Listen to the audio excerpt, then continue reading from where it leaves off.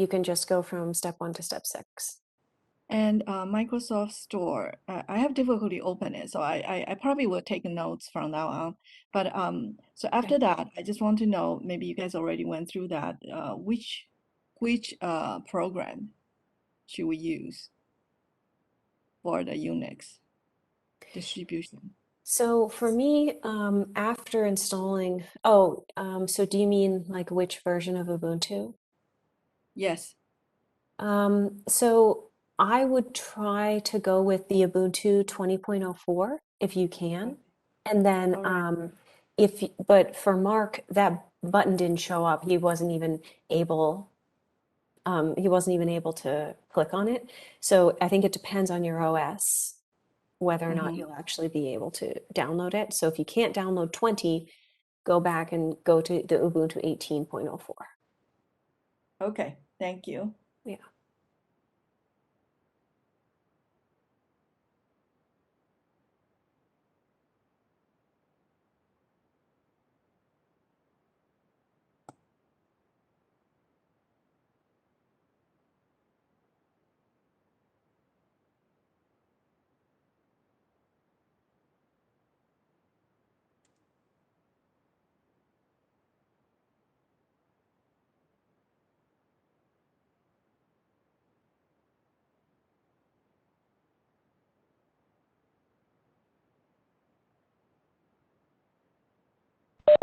It looks like Sylvan should be joining us soon. He just went to a Teams link by accident, so.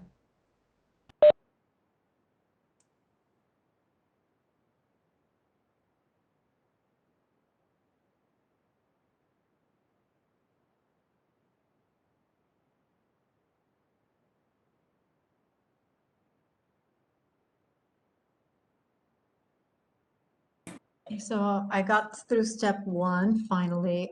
Did you say Ubuntu 20 or 22? I see a bunch of versions in the Microsoft Store. Try 20, and if you can download 20, then let me know, and if not, go back to 18. Okay. Okay, guys, Sylvan joined us, so we're going to pause with installing our Ubuntu environments. So that way Sylvan can talk to us a little bit about MATLAB, its capabilities and functions, and maybe we can get a discussion about differences between MATLAB and Python and what are the limitations and benefits of each language.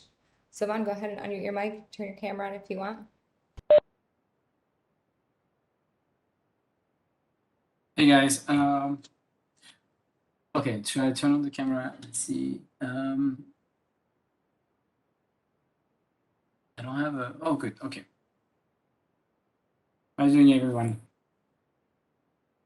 Good, I guess. Great, that's good. Doing good. Give me your thumbs up. Okay.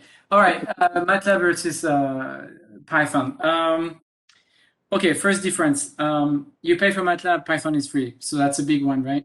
And that's actually really a big one. For open science, for instance, even though I spent many years on MATLAB, I have to say that I'm slowly deciding to move to Python for all the image processing stuff I was doing, if I have the time to do it. But so that, if you want to distribute things, you're going to be depending on others to get the same license, and that it can get expensive. If your university, MATLAB is pretty smart. They have a good marketing approach where they give the license almost free for students in universities, and that's how they get you in. You get used to it. You get used to the package. Then once you go into your career and you become commercial, you go from $100 a license to $2,000 a license. That's the technique. And then each module can be expensive. And then the other things about MATLAB. Sorry, so I know it's not technical answer, but think about this. The other thing is every module you ask for, you pay for it. Typically, it's $500 a module. And last but not least, they force you to update and to get on a plan for upgrading. So if you, like me, and you don't want to pay for it, then what happened is you use the old license for a while, the 2016 or the 2020 version, and year goes by, and eventually you want to update. And when you update, they get you because they make sure that the price you're going to pay is either going to be a new license. They're not going to let you upgrade your license. And if they let you upgrade the license, they're going to charge you for all the years you didn't pay the maintenance. So pretty much you're stuck with the system. They thought of this. It used to be much nicer. So, and I had a pretty bad discussion with one of the people in MATLAB saying, you're going to lose all your people by doing this kind of very aggressive tactic for paying. So, okay, the money apart, I love MATLAB because it's a great tool. We can do a lot of prototyping. The functions are easy. In MATLAB, everything is an array. And it's a, let's see, I was actually looking this up.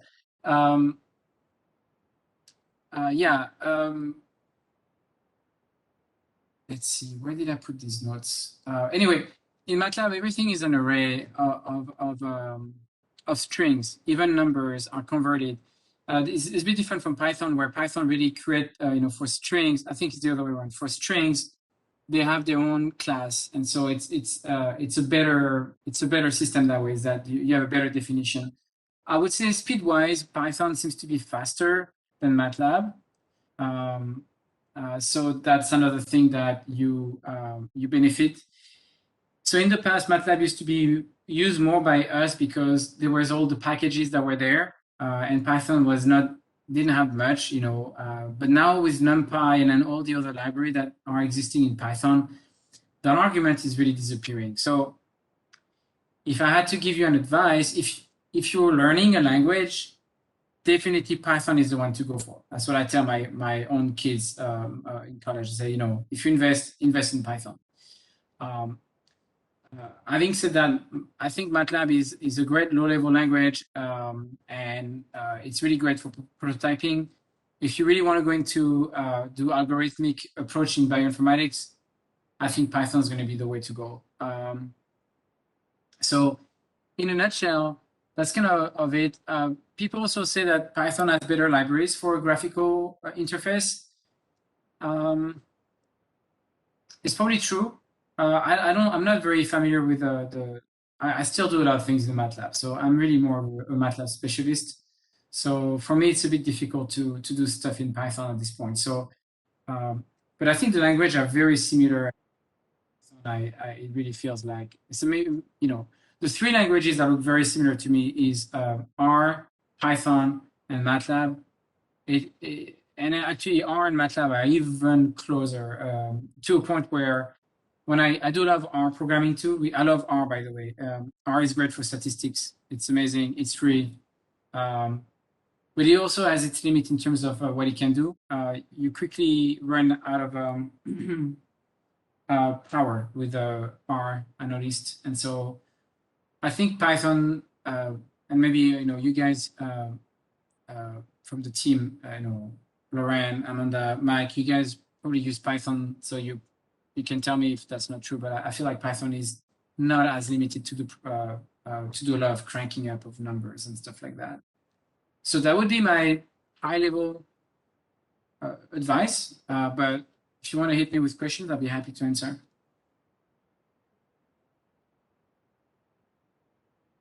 So, Sylvain, do you know of certain libraries that like only exist in MATLAB and not in Python and R? Like for some job, like microscopy, image analysis or something, you have to do it in MATLAB. You cannot do it anywhere else.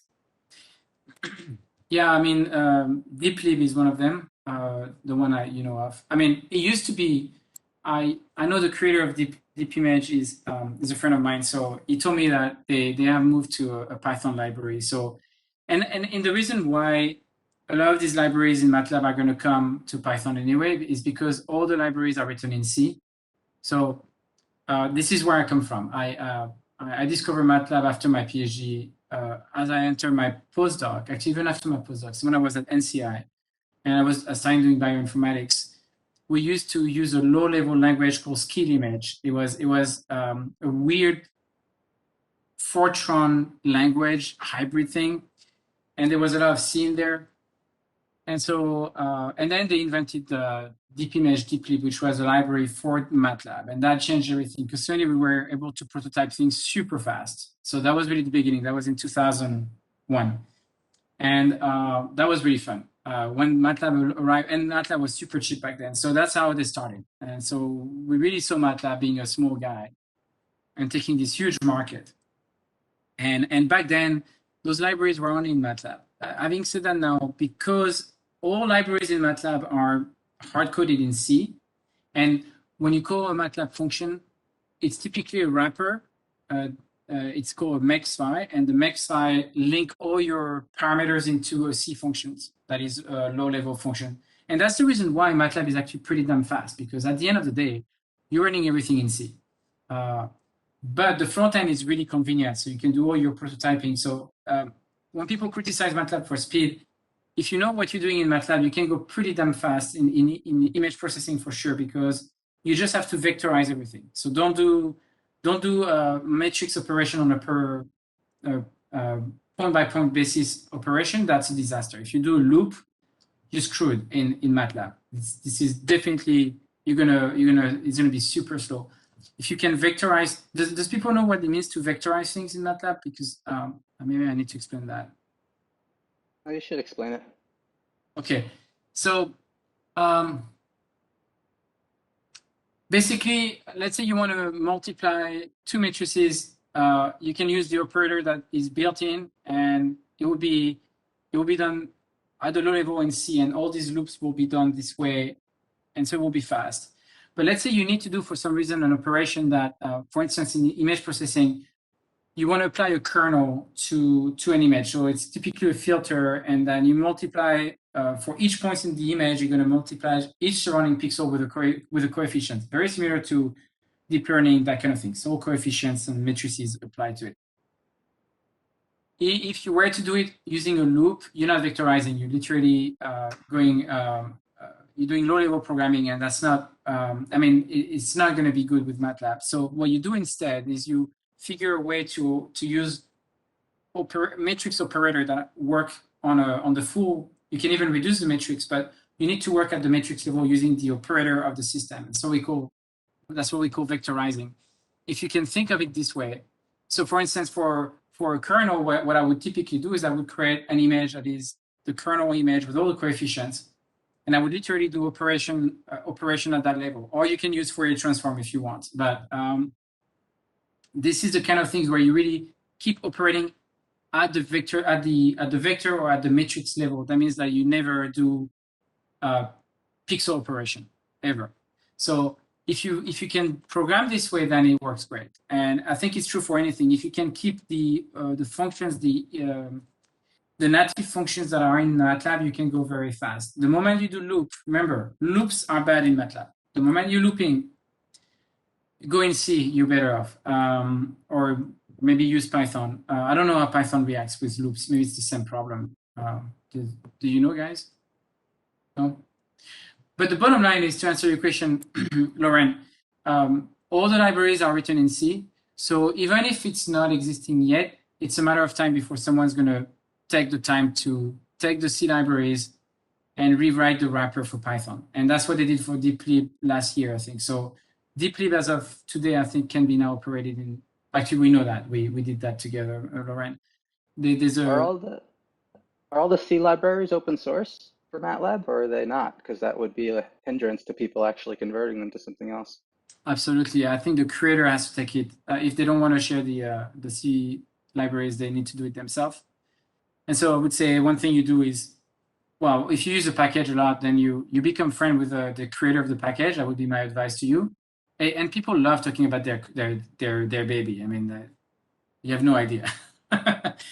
If you love a package, if you go talk to the creator, they're going to be very happy to talk to you, unless they're super, super popular, and then they're like, okay, too much. But and so you say, hey, we really need this tool in Python. Can you guys do the wrapper for us?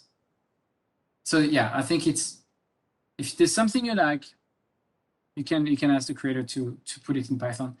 Bioconductor is in both systems, I think. Actually, if anything, the bioinformatics toolbox in MATLAB came way after a bioconductor in R. So you could do things in R way before you could do things in MATLAB. Yeah, I heard someone. So I know, Elba, you are specifically interested in the differences. Do you have any other questions while we have Sylvain? No, it's just that that's just an ongoing conversation, and MATLAB, of course, makes itself very available to universities. Sylvan, you know that, and so they make it easy. So MIT, a lot of institutions have constructed curriculum around using it. And I just love the Jupyter Notebook format that's being used in this wonderful workshop. I think there's just a great opportunity for democratizing education using the Jupyter Notebooks and maybe standardizing a STEM curriculum, which people don't like to talk about that, but there are some things that people need to be able to do for certain kinds of jobs and tasks. So, and MATLAB doesn't lend itself to that, although I really like MATLAB when I've used it because I started out in Fortran. That was the first language I learned. So it makes sense, right? You do Fortran, you do C. But Python is just really interesting. So yeah, and I'm curious that you're actually working both and that you're moving in the Python direction. I suspect a lot of people will. I think so. And then for the students, I would say if they're looking for a career afterwards, I think Python is going to be definitely an advantage. I would say Google, I mean, all the big ones, Python is pretty much expected, I think, at this point. Whereas MATLAB, it's an engineering tool. Now, there's still quite a bit of work in MATLAB that's still unique in MATLAB. Not so much for bioinformatics, but I would say there's all these simulation packages that exist in MATLAB that has its own life, and those are really popular still for engineering. MATLAB can drive instruments. So I built Well, there you have it. That's why people like Windows computers. They can drive instruments. And so yeah, that's a feature. So on my campus, engineers and physicists use MATLAB. absolutely. And being a physicist, that was a natural fit for us. Yeah. There was another one that we used to use, something lab. Oh my gosh, does anyone know? It's really a software that we use for driving hardware. It was, I forgot. No one. It's not MATLAB, it's something lab. But that was back in 1993. So, but I think it stayed there for a long time. So MATLAB came afterwards on the hardware side, but I think they started doing hardware controls towards the late 90s and early 2000. They were starting to be pretty well known for it. So it's a bit clunky if you ask me. My microscope in MATLAB, I regret I wrote everything in MATLAB because now I'm stuck with it. And if I had the time, I would rewrite everything in Python, but not good enough in Python to do it. It's Also, just to put an exclamation point on the differences here, like Sylvain mentioned, Python is a general purpose language that can be used to do anything, basically, virtually anything that is regularly a computational task. It builds websites, it can run systems, it can do all that stuff, whereas MATLAB and R are very specific. Like you mentioned, those are much more similar to each other than MATLAB is to Python. So as he's saying, if you're picking a language to learn that would be helpful across anything, it's Python in this pool that we're talking about for sure. Right, and actually, that reminds me, I think I should double check that, but I'm pretty sure when I first signed MATLAB, I thought math stands for math, but actually, no, it's matrix lab. It is all about matrices. And R looks a lot like this too. It's a statistical package. And quite frankly, I think in the discussion, the one thing I still think that maybe even for R, you can move to Python, but I feel R is incredible when it comes to statistics and bioinformatics. I love the way they handle the arrays, and I think it's handling big arrays better than MATLAB. When it comes to bioinformatics, when it comes to imaging, I still MATLAB does a pretty good job. So you can see where the emphasis has been put. MATLAB has really focused on image processing much more than bioinformatics. That's my view of things. Maybe I'm wrong, but that's my impression. And the experience I had with people at USC who knew Python and MATLAB, the ones who use MATLAB, just in addition to the specific arenas you folks have mentioned, were people doing like oceanography where they wanted to model fluid dynamics, like that sort of thing. From my hearing of conversations would be intolerable to try to code in Python, but MATLAB works really well for that sort of thing, from what I gathered.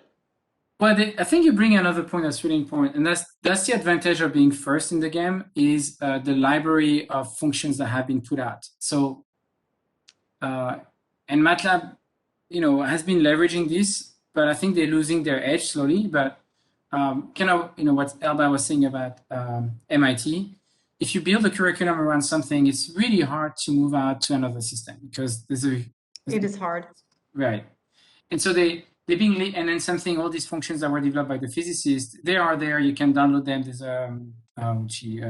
a place where I forgot the name now, but you look it up. If you look any function for MATLAB, there's a place where you have this public. It's kind of like a GitHub for MATLAB, and you put your function there.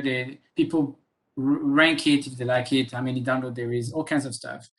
And so that gives a big advantage to MATLAB is this huge library of very custom function for science. And so, if you have someone who's retiring, well, unless someone else wants to take the task to take the algorithm and convert it, then it's not going to happen.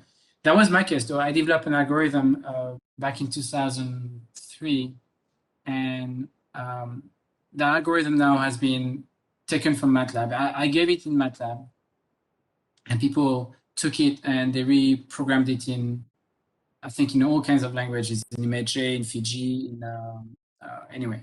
So, sometimes people take the time. I didn't do the conversion. Someone did the conversion for my tool and actually would contact me. He's like, hey, I want to compare, give me some data to compare. And so, that's kind of like the ecosystem, but I think Python is looking like the big guy for the future. That's my bet. Even though I love MATLAB. So in the chat, I think I mentioned the Neuro Academy before. I don't know how many people in this chat has heard of it, but there's some links there that may interest you. And this is a team out of eScience and the Data Science Institute in University of Washington, and Ariel Rokem, who's a very dynamic, rising young investigator, is really one of the drivers behind it. And so you may be interested to see how they posted 6 years of not just lectures, but also Jupyter, the notebooks there as well. If you look at them, they post the materials in there. And they're building an open source educational community. I attended one of these. I was hugely impressed. It's about 700 young data scientists. I think I was the oldest person in every single room that I was in by far. I was embarrassed for generations beyond those in their absence. I thought that was really terrible. But anyway, I had a lot of fun. They run it of 24 hours. So when it ends, the 12-hour clock ends, then it starts again. So you can hop in, and I'm a night owl, so I would hop into Singapore lectures at 2 in the morning because they were getting started. It's really, if you're interested in open science and FAIR and all those practices and the seeds of this GeneLab project, which is so exciting, then I think you can, what they have done, the template they have, could be really useful moving forward and building a global curriculum that we can all share in and contribute to. That's a pretty good, thanks for sharing. I think this is going to be very helpful also for Lauren because we've been talking about how to store different models and, we very active in AI ML, for instance. And so, I've been pushing for a place where we can store our codes and that are really specific to space biosciences. And it will be kind of nice we should look into this more between the GL4U and what we do on the AI ML side. It looks like it has maybe both functions.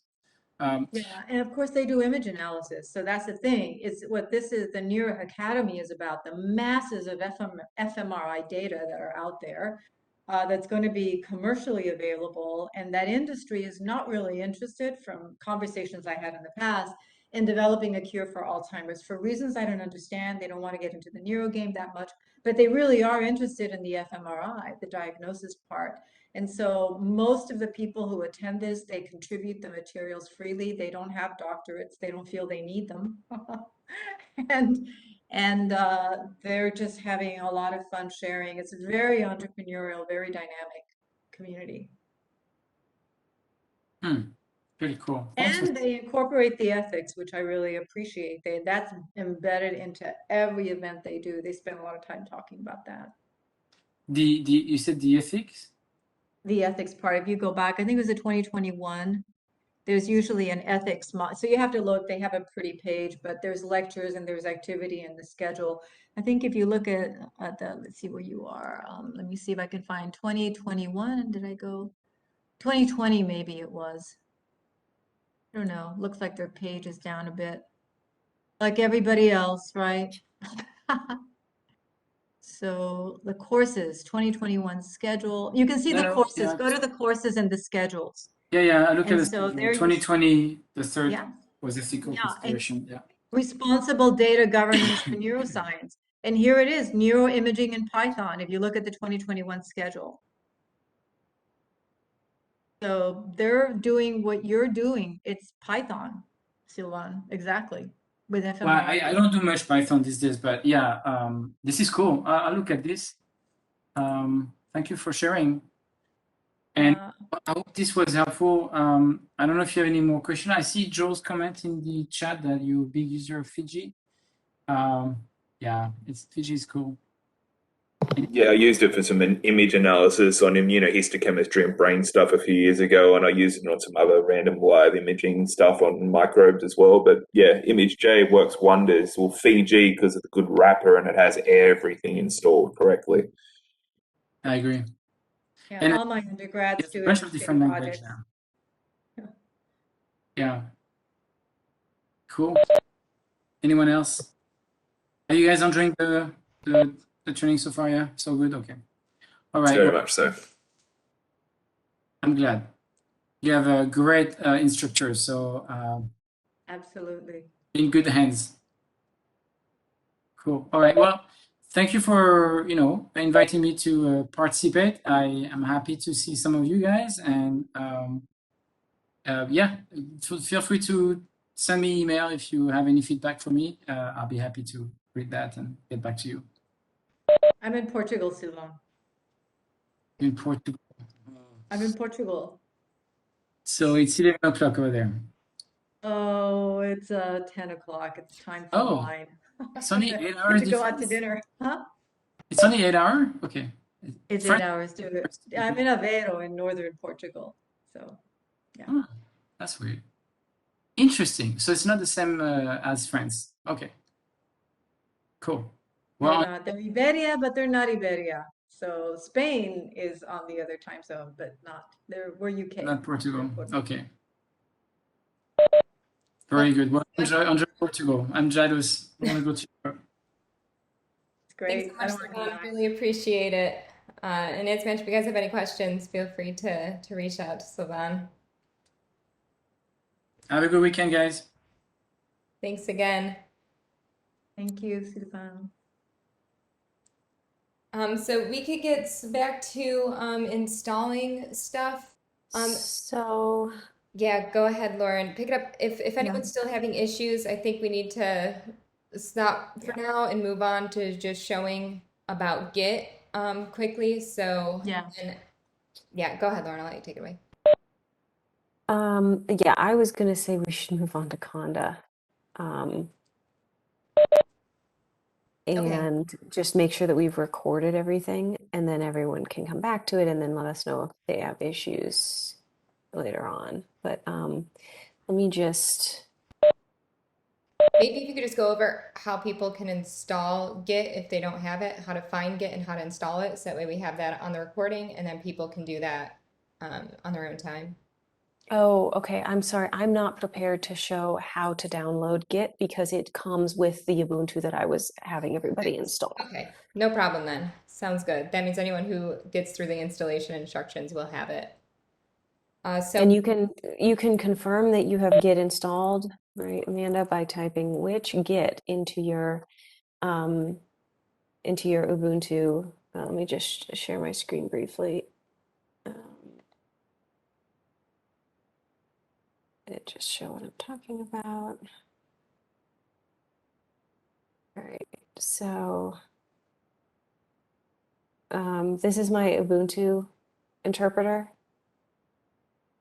And I got there by just searching Ubuntu after going through that manual, the like manually installing everything. I just typed Ubuntu, and there's an app now on my computer called Ubuntu on Windows. When I click on that, it opens up a nice terminal, and I can type wget. One thing that was a little bit unexpected for me, so like you can see I have git installed, great. One thing that was a little bit unexpected for me was that when I opened up this terminal, I was not like, I could not find my desktop right away. I was in another like partition. Maybe this is completely expected to everybody else, but I've never done this before. So like I now have an environment variable called home, all in caps, that's where I was when I like opened the Ubuntu terminal. Yeah, a root directory somewhere, exactly. So I just went back to where I was when I opened the terminal, and I'm at something called home LM Sanders. LM Sanders was the Ubuntu username I set up when I was done installing Ubuntu. So I have my own Ubuntu home, and I can get there by going to this environment variable, and which I call, right, in Unix, we call variables using the $sign. So I can just say cd $home, and that takes me to my Ubuntu home. If I want to get to my desktop or anything that's like on my actual computer, I found it in MNT, the MNT partition. So I went to MNT and I looked around there, and I saw the only thing there is my C drive. So I went into my C drive, C, and then from there I was able to kind of navigate my way. I was like, oh, I know that I'm usually in something called users, when I'm a Windows computer. So users, there I am. CDL Hunt, that is my Windows username apparently. And then that takes me to a place where I can get to my desktop or my documents or my downloads. All right, so just FYI. Any questions about that? Cool. In that case, I'm going to stop sharing and let Mike talk about Conda. Thanks. Yeah, that's definitely another one of those. Where am I in Ubuntu for Windows? I'm just going to Google it and then find pages that re-explain exactly what Lauren just went over, because that's not like a remember the first time sort of thing, for sure. So we're going to talk about what Conda is and try to install it for those who want to, but all of our stuff is going to be on this page that I just linked. And we'll add it to the schedule too, so it's linked in at the day that we're going over it. I'm going to share my screen. We have to share like full screen, right? That's how this works. You can pick whatever screen you want to share. But Full it's the screen whole tends to have the thing? least amount of problems. Okay. But I thought I tried a single app last time and it messed me up. you can do it in theory. And you see a web page and a giant blue terminal window? Sure do. Woohoo! Oh, I gotta go to the right place though. Mike, on your This is, terminal window, can you Command plus just to make the font? I'm getting there. Yeah, thank you.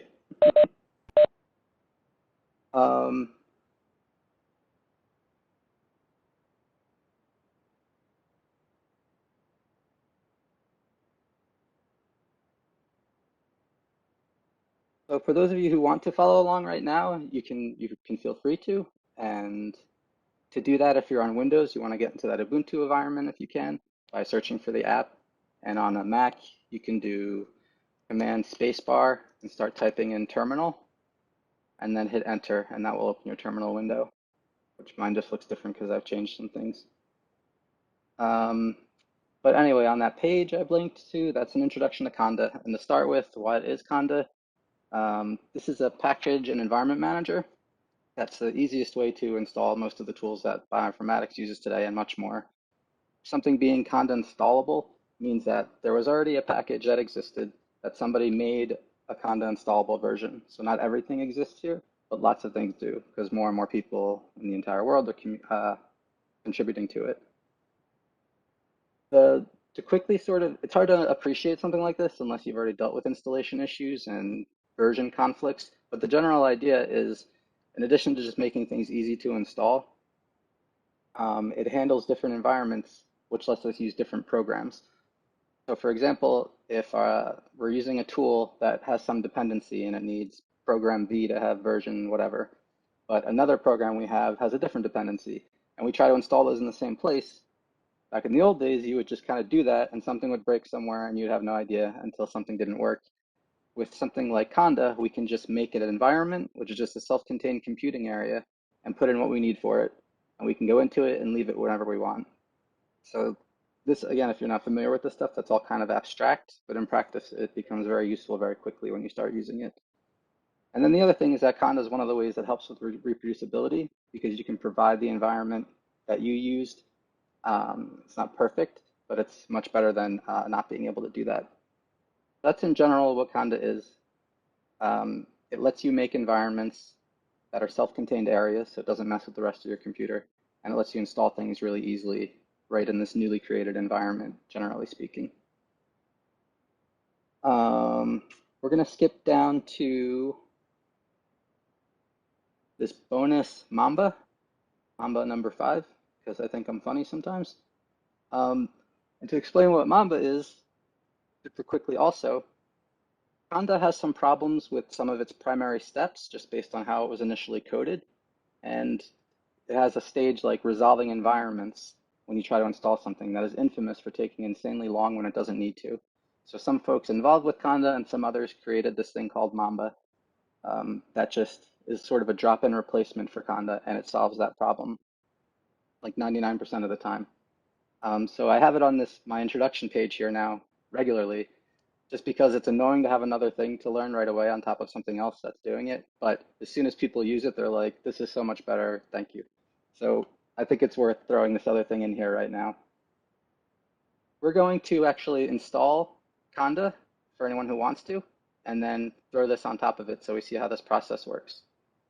So if we click back on the table of contents and go to getting and installing Conda, I also know this is even trickier because now you're trying to manage like your terminal, the web page, and the screen that I'm sharing. So again, I apologize. This is a detriment to doing things remotely. But from the getting and installing Conda section, you'll notice there's tons of text here again. I write all of the pages here to be like not done in person, but so anyone can do them anywhere. But all this stuff will be here for you to read through in more detail if you want. All we're going to do is download the version that fits our computer. And there's links in here for where those are and where to find them and more information, but we don't have to worry about that right now. If you're on a Mac computer and you want to do this, I'd like you to do this part with me right now. We're going to copy this line. Perl is a command that downloads things from the internet. And then we have a couple of flags here that we're a little familiar with some of this language now. The details, as usual, aren't that important for us. The L says to follow any links. You know, sometimes you click to download a file and it actually connects to another page that downloads the file. This helps if that happens. And that dash capital O just means to name it the same thing that we're downloading instead of renaming it. So anyway, if we paste that command into our terminal window and hit enter or it takes off, that'll download the little script to run it. Sorry, I didn't finish explaining. If we are on Windows, we want to grab a different kind. In our little Ubuntu system, we actually want to grab a Linux version, which is confusing because we're working on Windows, but the Ubuntu environment is our Linux environment. So on Windows, you want to copy this one and paste it into your Ubuntu shell. And it doesn't matter where you are. You don't have to navigate to anywhere to do this or anything.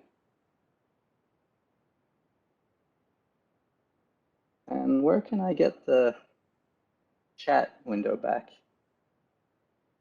If you go to like that orange area on where your screen, it'll drop down options, and then you could click the chat. Thank you. Sure. Yeah, thank you, Amanda. If anyone is, well, first let's just be clear. Is anyone trying to follow along right now?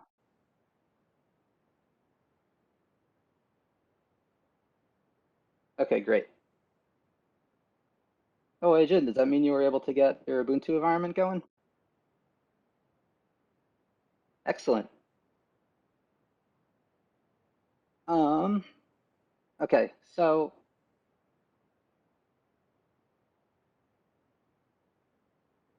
cool, yeah, that's what you should do, Joel. You did the Linux one though, right?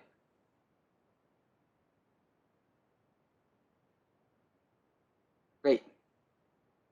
Oh, you're installing, yeah. So the next step we're going to do, once it downloads, it's in our wherever directory we're sitting in when we ran that last command, it's here. And I have the command to run it, just to explain why it might look a little strange. Bash in front is just like when we say head, it's the name of the program that we're using. Even though we might be working in a bash terminal, we can still say use bash to execute the program that we're giving it. And so that's just the command we're using, bash in this case.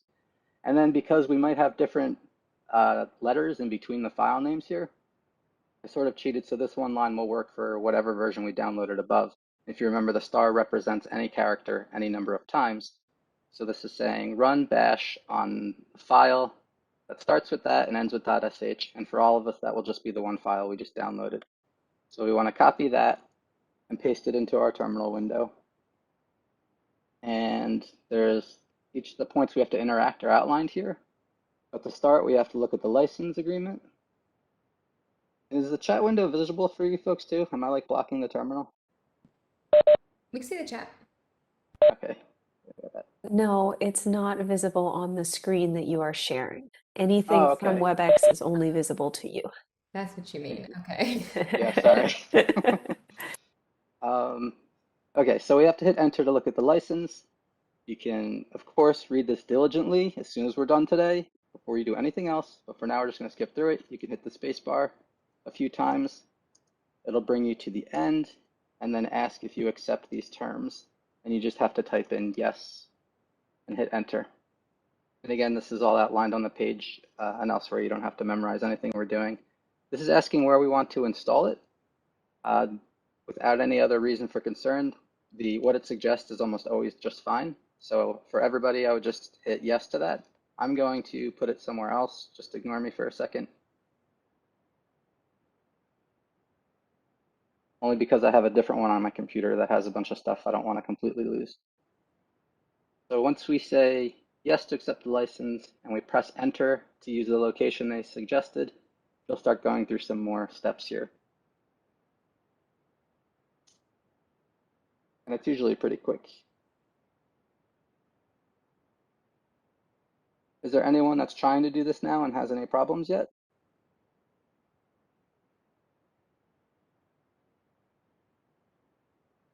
Great.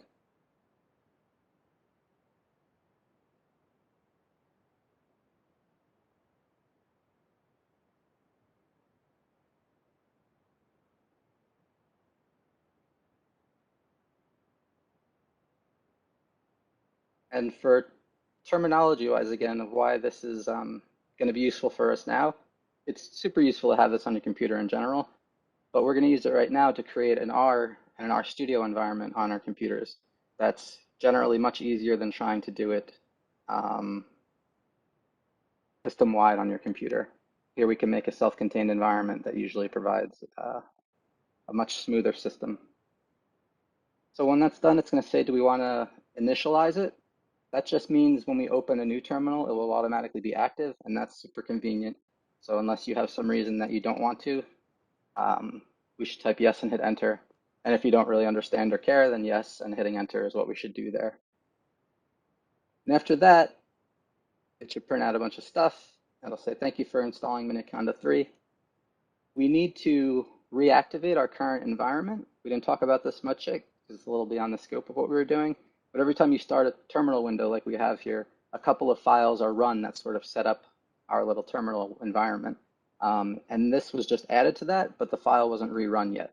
So for us to actually make it like a new window, we can copy and paste this line here that starts with source. That's basically just loading those files if they exist. And you'll notice on mine, my prompt changed to base in front in parentheses. And that's what it should look like so that we know our Conda environment is active. You should give me a yes if that worked for people and you now see a base in front of your prompt.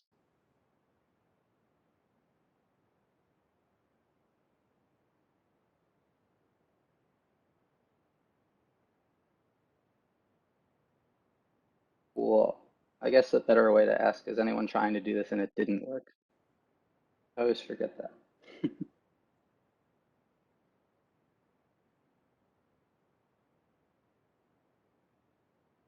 Oh yeah, so which part, Ty? And feel free to unmute your mic, of course. Sorry, I missed something, like that last step before you got to the base thing. So at the, oh, right. We just have to sort of refresh the window we're working in.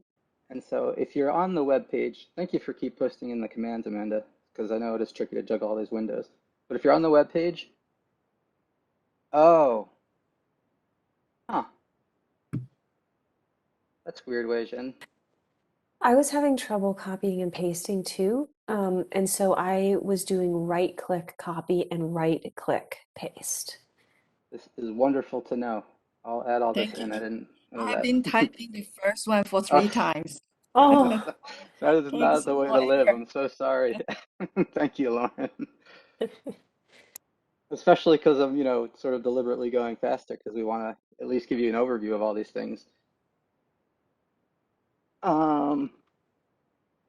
Okay, so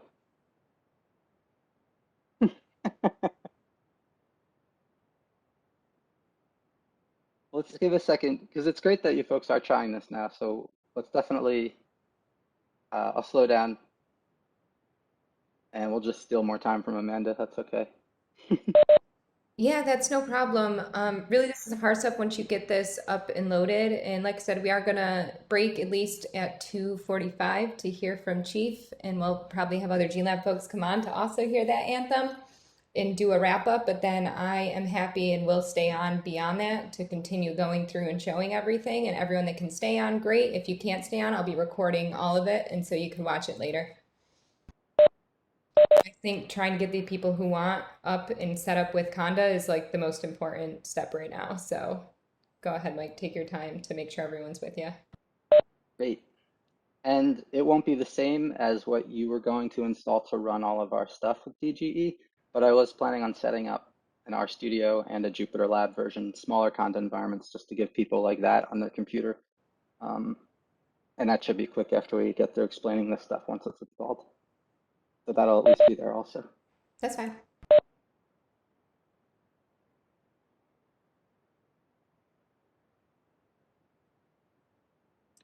Awesome, Chief. So Wei Jin, now that I stopped putting you through the torture of trying to type everything, what are you up to?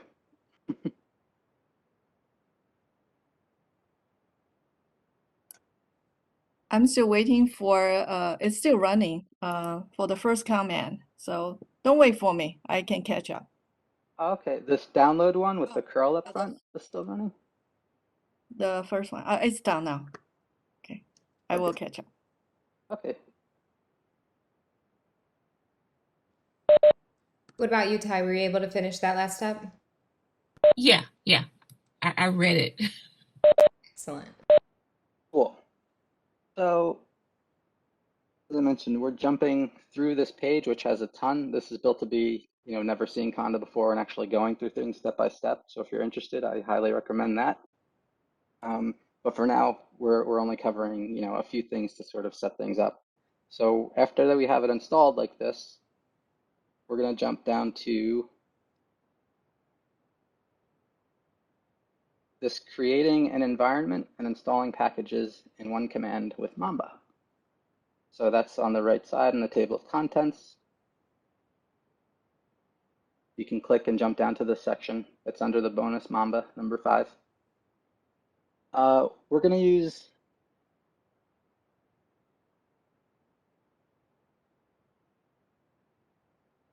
all right. We're going to use an example of my package, which now feels a little strange, but let's click this, let's copy this command and paste it into a window. And while it's running, we're going to break down what the command is actually doing and what we're doing here. So if we paste that in, oh, I'm a knucklehead. I just forgot us to make us install Mamba. So if we tried that, we got a message from bash, which is the primary program running on my shell. It might be different on yours. It might be ZSH or something else. But that language is telling us Mamba command not found, because I skipped us actually installing that. So in the Mamba number 5 section, or in the command Amanda just pasted in, this is how we can install Mamba.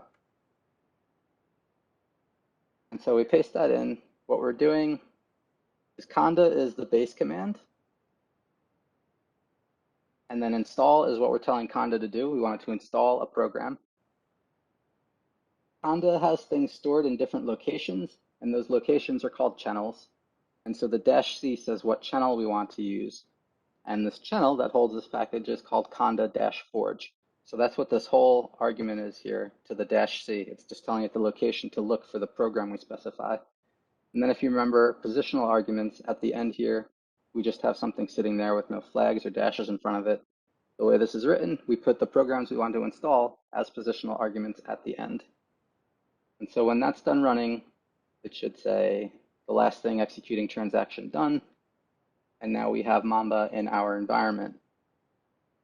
So if we go back to this command, the long one that starts with Mamba, that Amanda also pasted in the chat, and we run that, now this should run like normal, and we'll break down what's actually going on here. So I use the terminology, Mamba is a drop-in replacement for Conda. And that means anywhere you would use Conda, you can usually stick in Mamba and it'll work exactly the same way. So this syntax is going to be exactly the same as if we were using Conda alone. But we're saying Mamba to be the primary program. And then what we want it to do is create, which is a command for creating a new environment, the way that we're writing it here. The -n flag is what we're naming the environment. So we're just calling that bit. Again, this is an example. This program's not important, but the name of the package is bit for bioinformatics tools. We have a -y here that just says, don't ask me any questions or ask me to confirm. Go ahead and do it. And then we have a bunch of channels listed here, all with individual -c flags. And again, the channels are just the location to look for programs. So we have to provide these in this order for programs to work that come from. This is a whole separate topic that's outlined in depth in the Conda intro page here. But we have to provide these Conda channels like this in order for things to install properly. And then at the end, we just have the package, which was bit. And so normally an installation would be like going to the source code and downloading that and compiling it. And then it would be able to work like if you put it in your path on your computer, which is all caps and it's everywhere your computer looks for things. It's very involved unless you use something that's a package manager like this is, or like pip you may have heard of from Python. So the fact that we can just build this all in an environment, sort of, again, alleviating a lot of problems you either hate and know, or you never encountered, and it just seems like it's not as valuable as it is. And so we're just waiting on that to finish. It's also important to note, just to stress again here, there's a program in my bit package that I use from some tool for analyzing KO terms. It's a type of functional annotation. I forget what it is, but it requires a specific type of Python, and that's usually not what's on our system. So this automatically lets us make an environment that has that version of Python we need for that one tool to make things easier in the long run. And just to sort of stress the value of this and what it's used for.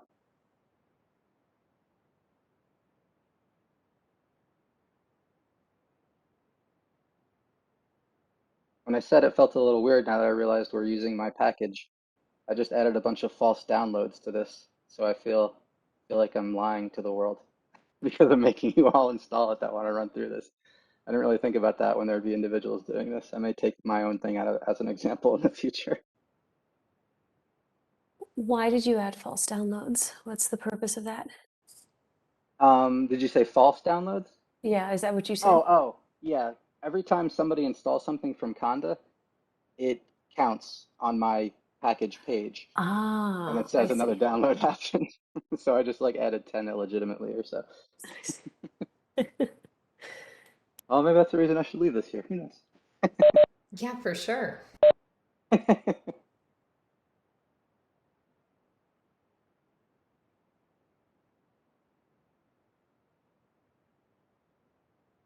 This finished for me. Is it still running for anybody else who's trying to follow along?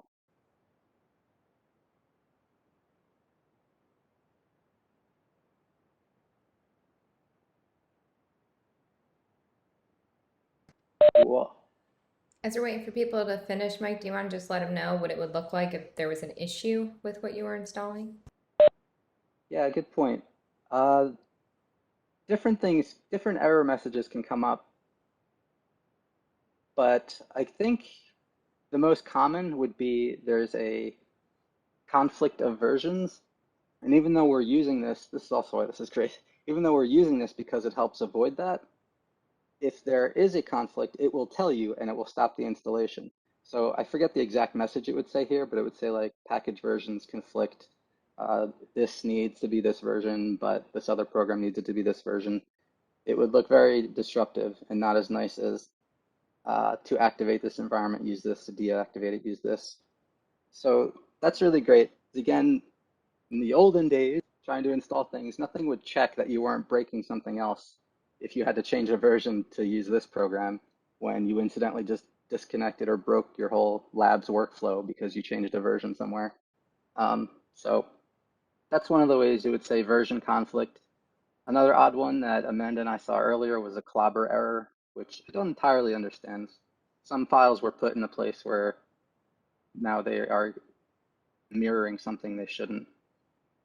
But no matter what, when it works right, you'll get a message like it here. To activate this, use Conda activate, and then whatever name you gave the environment. And that's something we skipped over, the examples higher up, but this is the process for actually entering that environment we just created. And so if you copy and paste that into the window, you'll notice that it no longer says base up front. Now it says bit. And that's because the base environment, the foundation for everything, is the base one. That's what you come in entered as. And then when you enter a specific separate environment you've created, it'll switch to whatever that's called. Great. So we could check if we're here by typing bit-version. And hitting enter. So if we weren't in this environment, we'll test this as soon as we leave. We would get an error. It would say command not found. And if we copy and paste this line, we can test one of the programs that is in this package. So I'm copying and pasting, downloading a small genome FASTA file.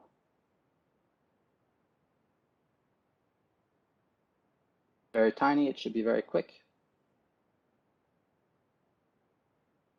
And one of the programs is bit summarize assembly, which just gives us stats about a FASTA file. And so if we copy and paste that in, it'll spit out some info.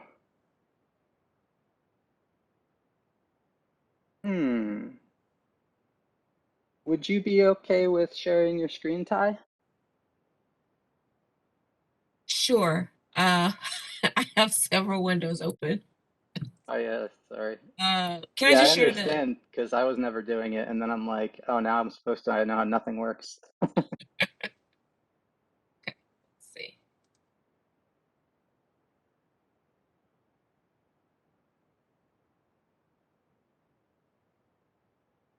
Oh, maybe I can just share my terminal.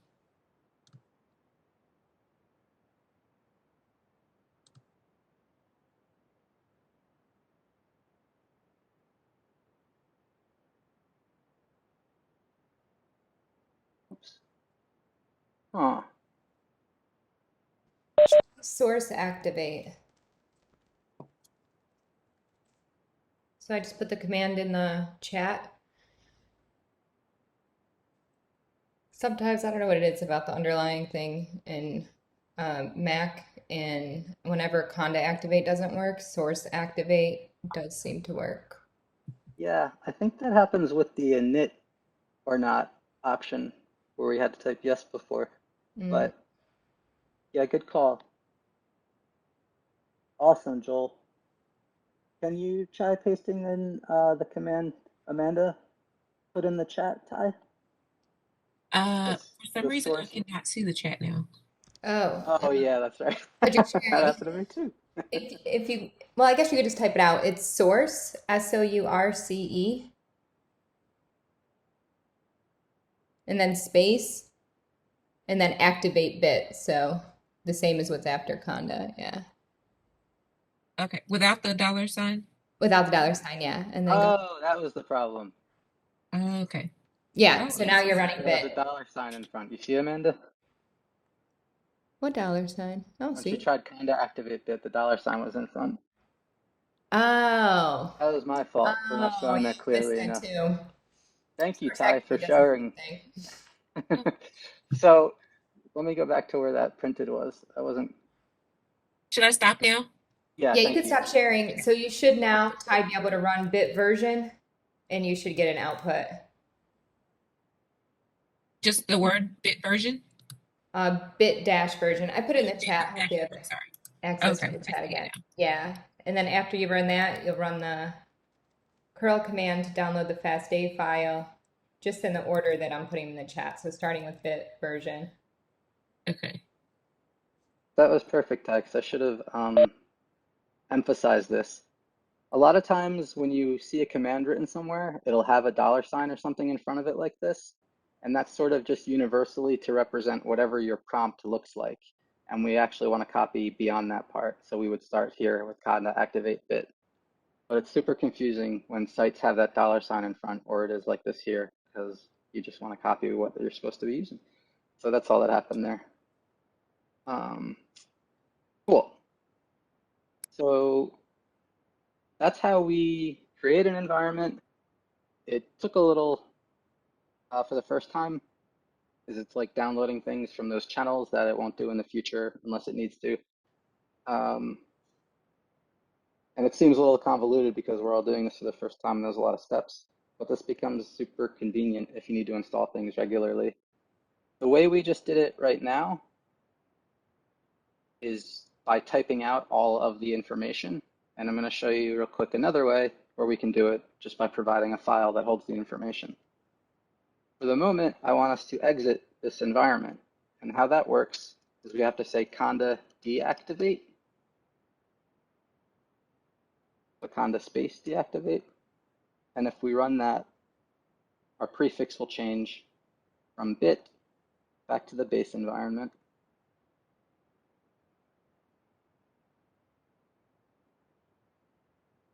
And we're going to go over this mostly because this is how, like, when there's a lot of packages and it's not just one like we had here, it can be time consuming and messy to sort of have a long command that types out everything explicitly when you can just save it in a file. And that'll be how Amanda has like the R differential gene analysis script environment packaged in just one file. Just to show an example of what it looks like, this is another thing we don't need to like learn or memorize on the spot. We've mentioned a YAML file, YAML, a couple times. This is the format that Conda uses to hold these environment information. It looks like this. There's a small example of what we're going to use. There's a name parameter, and this becomes the name of the environment that we're actually going to type later, like when we say Conda activate to enter the environment. The channels that would be used, they're specified in there like this. And again, the channels are just a location that it looks for the program. And then under dependencies is where we're putting the actual programs that we care about, that we want to have installed in this new environment we're creating. So first I have Python, and I have this in here just as an example of where we would specify a specific version if we wanted to. So we could just have Python by itself, and the program, Conda, would figure out what version works with the other versions, with the other program versions that are required for whatever we're doing. And if everything was open, it would pick the latest of everything that it could. We can also tell it a specific one to use, like this. And there's different ways to do this and be flexible that you can always look into if you needed to.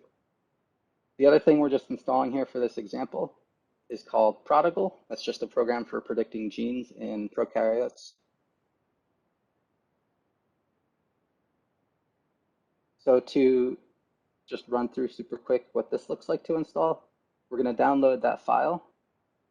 So this is just a preview of it. We don't have to type anything. We can just copy and paste this curl-l line. And that grabs the file for us that we just looked at. And if you notice, this curl I have run slightly differently than the one above.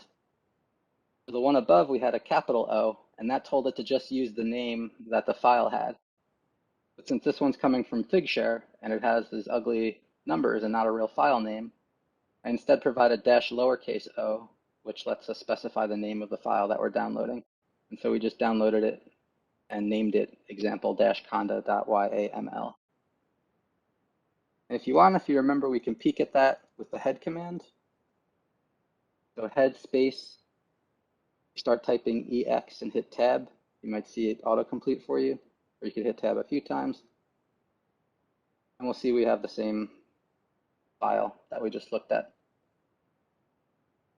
Getting to the actual create part, we could use Conda or Mamba here. This is super quick, so it's not a big deal. But we want to say Conda environment create, just slightly different when we're using a YAML file instead of providing the things. And then a -lowercase f, where we then specify the actual file we're using to get all the information.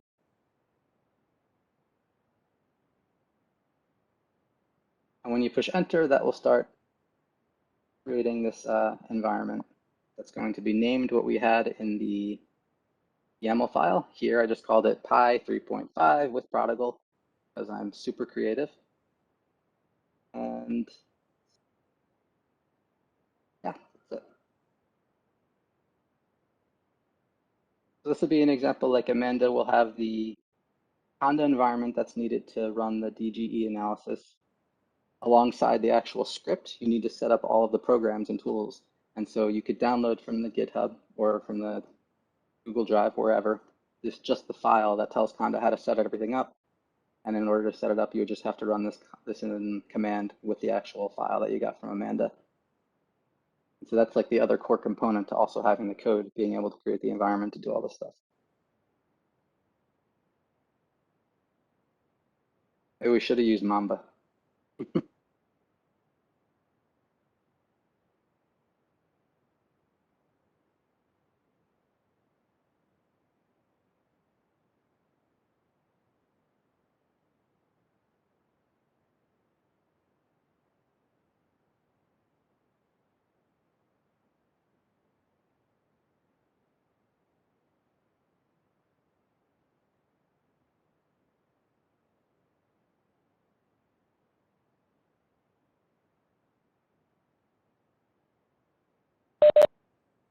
Maybe Mike, if you just want to note the fact that you're seeing things that are installed that weren't in your YAML file.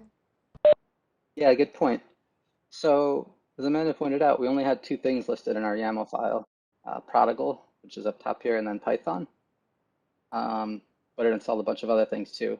And that's because if Python depends on other programs or packages, when we tell Conda to install Python, it's going to find that information and then add all the things it needs to actually install Python correctly, which is also super, super helpful.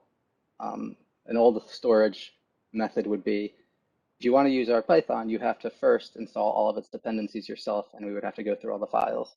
But yeah, that's why there's a bunch of things here. That's done for me. If we want to activate it, we have to say Conda activate, and then the name of whatever we gave it, which was that pi 3.5 in this case. So we can copy and paste that command.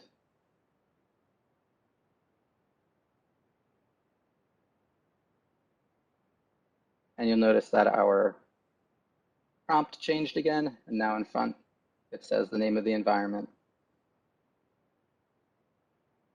And this isn't on the page, but we can see this if we type which, actually no, I'll paste this in the chat in 1 second.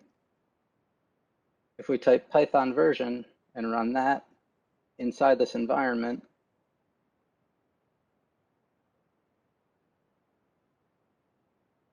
it should say Python 3.5.5. And if you remember, to deactivate an environment, or like it shows right here, we just have to say Conda deactivate, Conda space deactivate. And now the prefix changed back to base. And if we run that Python -- version again, you'll likely see a different number. My base environment has Python 3.9.12. Likely see a different number than what we saw previously. And again, that's just because when we were inside this environment, we were using a different Python. And now that we're outside of it, we're using a different Python than is in the environment. So just for an example of how to remove an environment, we can get rid of that one we just made with Conda env remove, and then a -n. Sorry, Amanda, I will leave that to you because it's helpful than me doing it. So we have Conda, which is our base command. Environment remove is sort of telling it what we want it to do, and then we have to tell it which environment, and we prefix that with the -n flag, and then we give it the name of the environment we want to get rid of. And if we hit enter on that, it will clear out that one we just built. And while we're at it, we can also get rid of the bit one, since we don't need that. So we can just, I think we went over this too much either, but you can push up in your terminal window to bring up your previous commands, and you could just backspace the pi 3.5 stuff and change that to bit for the name of the other environment we want to remove.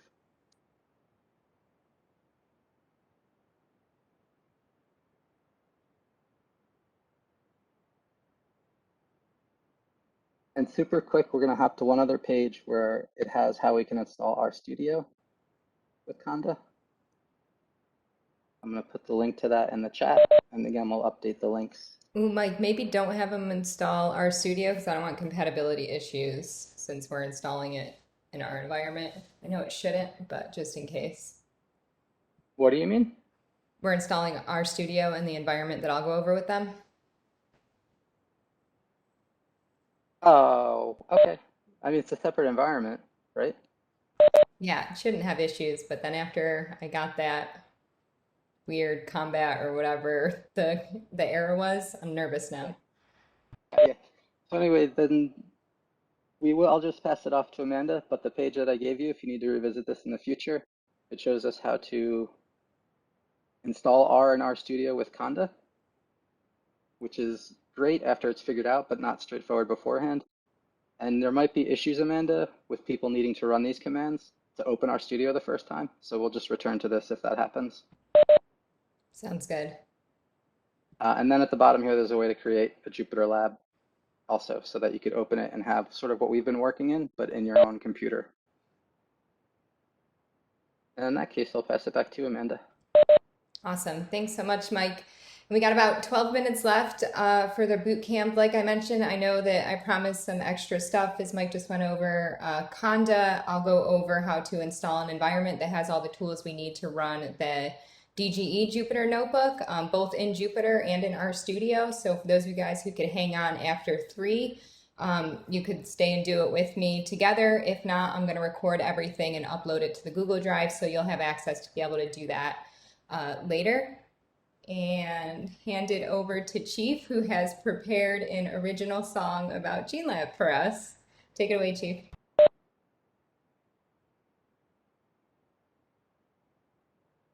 All right. Give me a second. Let's see how this works. So I'm actually, oh, it's really loud. Okay. For this to work, I have to use several devices. It's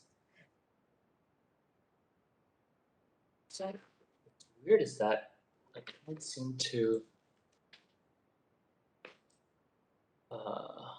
Sorry, give me 1 second. No worries. Take your time.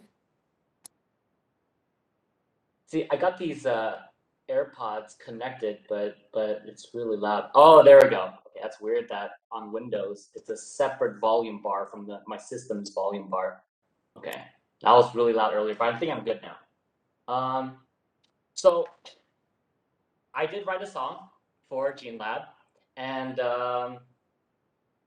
yeah, and a bit about it. I wanted to write a anthem completely customized for just NASA GeneLab. So I thought about what NASA represents, and I thought about what GeneLab represents, and like NASA is like space, right? It's like stars and stuff. So I thought about the most starry song I can think of, and the one we all know is Twinkle Twinkle Little Star. So I started off with okay, that's what I was worried about. The piano cannot be recorded through WebEx. That's what I was worried about.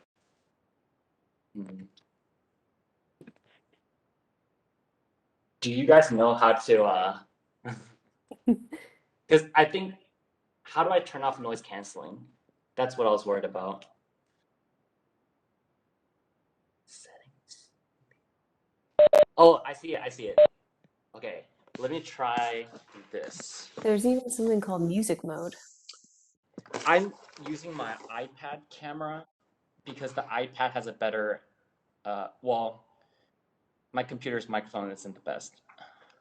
Let me see. Okay, but now I don't know how to switch out my camera. Oh, I do now. Okay, there we go. So here's what I'm gonna do. I'm gonna have it set up like this. Aha. Figuring things out like a true scientist. Okay, there we go.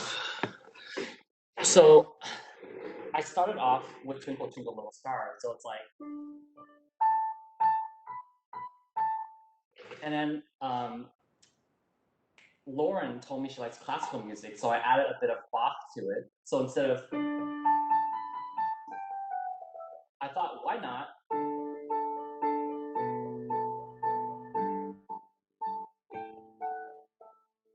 But then Amanda told me she likes 90s to 2000s music. So I thought, okay, I'm going to customize it so it's a little bit less Mozarty and it's a bit more new wavy, more hip hop. So I added a beat to it, so it became more like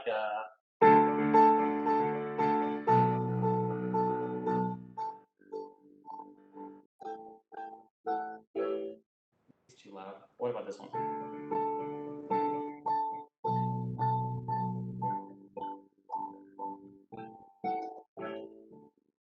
Okay, so that's the basis. And then I wrote lyrics to it. And here's where I come with a dilemma. And I was going to ask you guys for advice. Here's my dilemma. I finished the song and I loved it so much that I went into my makeshift studio and I recorded it and I produced it and then I added a bunch of special effects to it. And then I published it on YouTube with a bunch of lyrics and a nice GeneLab logo. So I was wondering which one you want to see first, the YouTube published version or like the piano playing live version? I vote for live first, and then the Piano playing live version. Okay, all right. I vote whichever you prefer as the order of presentation. Okay, I guess I'll show you the piano version because that did come first. Because I had the piano version and then I put that into computer and I added a bunch of like 8-bit and electronic music to it. So I guess I'll show you the piano first. So I apologize for the poor quality. I don't know why. For some reason, the piano, it sounds much better in person, but for some reason through WebEx, it doesn't sound as nice. I can't seem to find like the music mode. Man, I might actually have to use my computer microphone. That's fine. Okay. Well, it goes like this.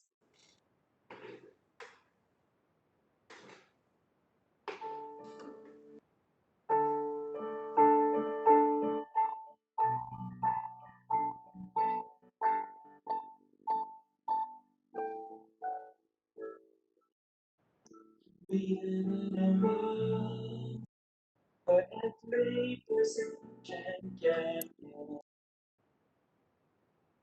We're living in hell is a dream that takes more than yours. We'll never give up. We can change and stand in defiance. Oh, you know what? I should post the lyrics so you guys can follow along. I have the lyrics right here.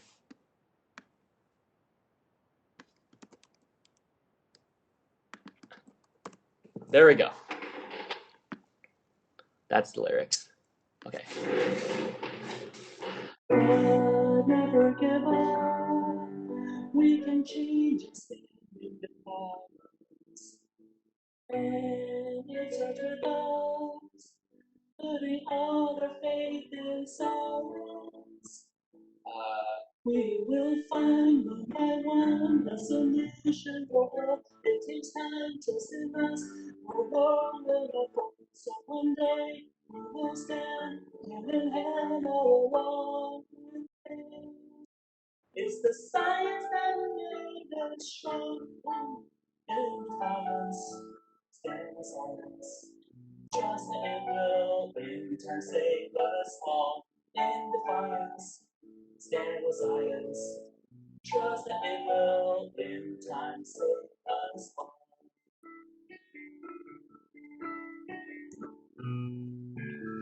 It can be hard for results to finally show. We must be tough because science can be slow. But never give up. Understand that there is progress.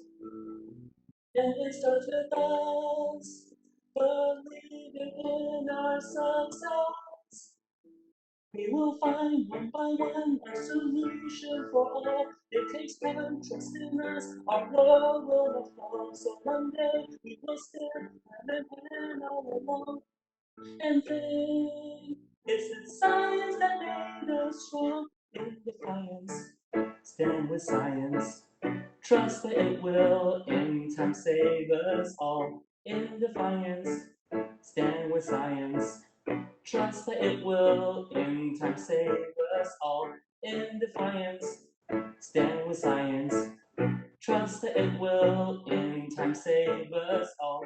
In defiance, stand with science. Trust that it will in time save us all. Well, that was my version. Yeah. That was great. Thank you so much, Chief. That was amazing. Thank That you. was amazing. Thank you so much. Thank you. Thank you. I would love to share with you the completed version, though, if that's okay. Yes, please. Yeah, for sure. As you're loading that up, I just want to let people who haven't been in the boot camp this whole time know that Chief literally proposed this at the end of yesterday's boot camp. So I he know. I can't believe he did this just like overnight. well attending all day today. So Yes. So I wrote this in yesterday's afternoon, actually. All right, so I'm going to change things around. So I'm going to basically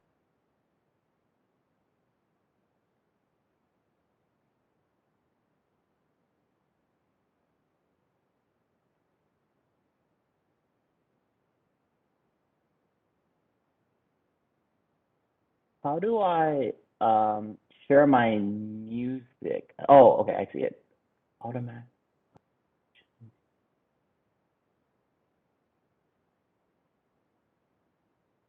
Can you let me do this.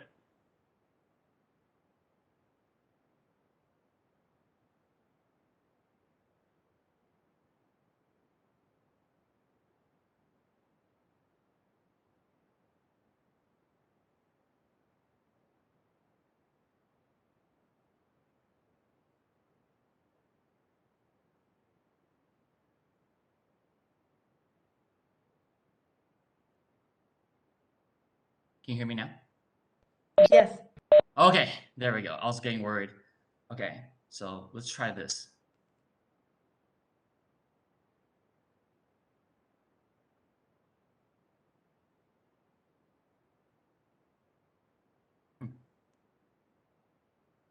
It's just a normal video.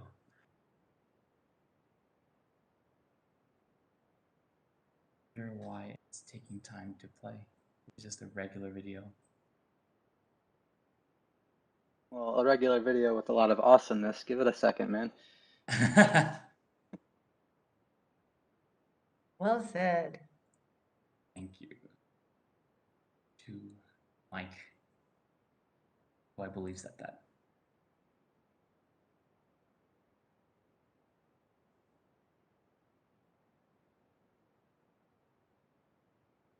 Well, no worries, because I have a backup plan for exactly this reason.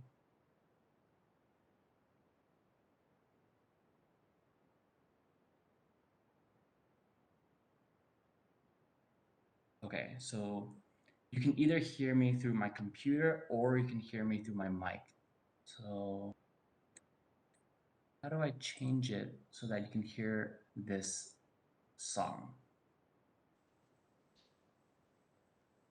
I don't know if anyone else is still playing. Mine just finished. Another round of applause, really, for Chief. That was awesome. Thank you so much for preparing something so great in a day.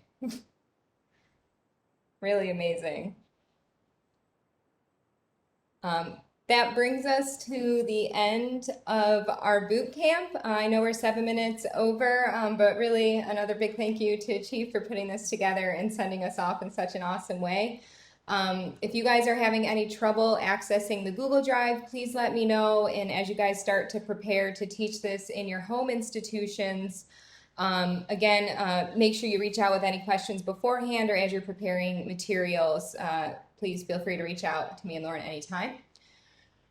For those of you that can hang on, I guess before we go off, I just want to give the opportunity for some of our managers. So Elvin, maybe you can go first if you want to say any closing remarks, and then we'll pass it off to GeneLab before we continue with the extra stuff. Wonderful.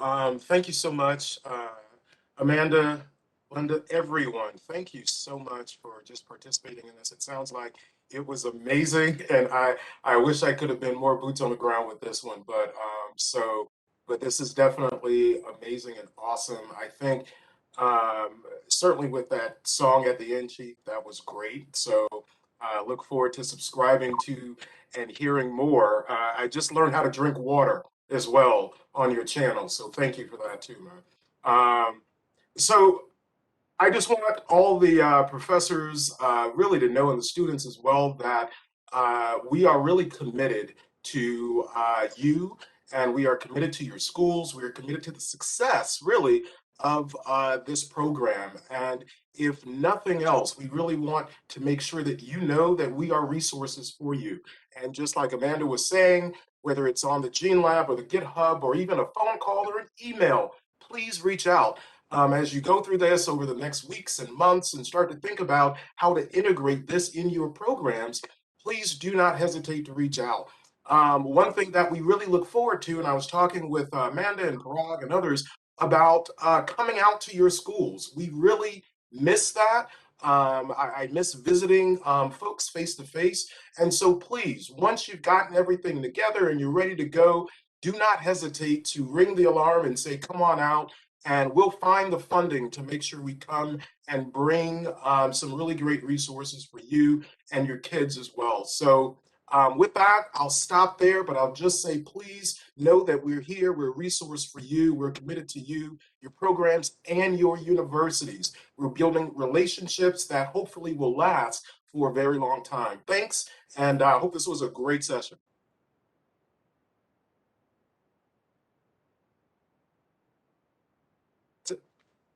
Thanks, Alvin. I will second that. Thank you so much for taking the time to go through this training course.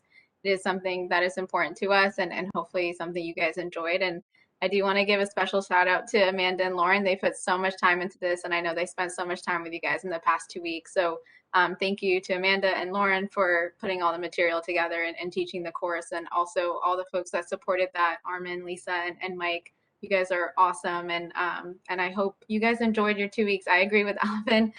We wish we could have participated so we could also learn, but I hope you guys enjoyed it, and you guys are part of our community. You guys are part of the NASA community now, and GeneLab and JPL here, so feel free to reach out to us. Feel free to tell us how to make things better. That's kind of how we're going to improve. So your feedback and your usage of this is really going to help us move forward. And as Alvin said, if you guys have any ideas or events or things that we could support in the future, please let us know and we'd be happy to do that. And yeah, we are excited to see how you guys incorporate this into your courses and your schools. And please let us know. We will highlight it. We will send it up to our management and see how NASA can highlight it as well. So yeah, congratulations on completing the boot camp. And I hope you guys enjoyed your 2 weeks. And once again, thank you guys so much for hosting this, Amanda and Lauren. And just is a follow-up, as both Elvin and Sam mentioned, and it was in a question in our bootcamp, post-bootcamp survey. I see that a lot of you guys did request that you would love to have someone come and talk to your course. So again, just let us know when you want us to come and talk. If we could be there in person, we will be. If not, we could do a virtual talk as well to your students, whether it's during the time that you guys are teaching this in your home institutions, or if you want us to give another type of talk, a career talk, or about our own work and what we do, we can also do that too. So please don't hesitate to reach out. And if no one else, I don't see Sylvan. If no one else has any other remarks, I don't know if Lisa or Armin, if you guys want to say anything before we sign off, or I should say move on to extra stuff. Hi, this is Lisa. I just want to say that these 2 weeks actually went by really fast, and I learned a ton, and it's been really nice. Just kind of doing the same thing every day for 2 weeks, and it's gonna feel weird next week not doing this, but it was nice to be part of it. Thank you all. Armin, I think you're muted. Absolutely, yeah. I learned a lot too. It was really nice, and I hope you all took something away as well. Feel free to reach out. We're always here. Thanks, Armin. Mike? Same. It's been great hanging out with you folks. I'm going to be sad and lonely next week. Thanks, Mike. And last but certainly not least, Lauren, any final words? Thank you so much, everyone, for spending so much time with us. I know this is a huge chunk of time. It takes a lot of dedication and energy, and concentrating on WebEx all day is not trivial. So we really, really appreciate your time and your effort. And like everyone has said, please don't hesitate to reach out, because we'd really love to hear from you and love to help you. I am going to need to leave after this session. I can't stay on much longer. So thank you so much, everyone, and I'll talk to you soon. Great, thanks everyone. And really, thank you guys all for your patience. 9 days consecutive, long time. You guys have all hung in there. Your participation has been awesome. Thank you so much for sharing your stories about teaching in the virtual world, sharing your tips. It's really been great. So with that, for those of you who have to go, you're welcome to sign off. Don't forget to download your certificates of completion. And again, you'll be getting those sent hard copies to you in the mail as well. For those of you who can stay on with me, I'm going to go over how to create a Conda environment locally, and then how to run our DGE Jupyter notebook locally and specifically in our studio, since we haven't done that yet. So for those of you who stay on, great. Those of you who have to go, thank you so much. And again, I'll upload this recording to the Google Drive, so you'll be able to follow along to do all this stuff locally as well when you have time.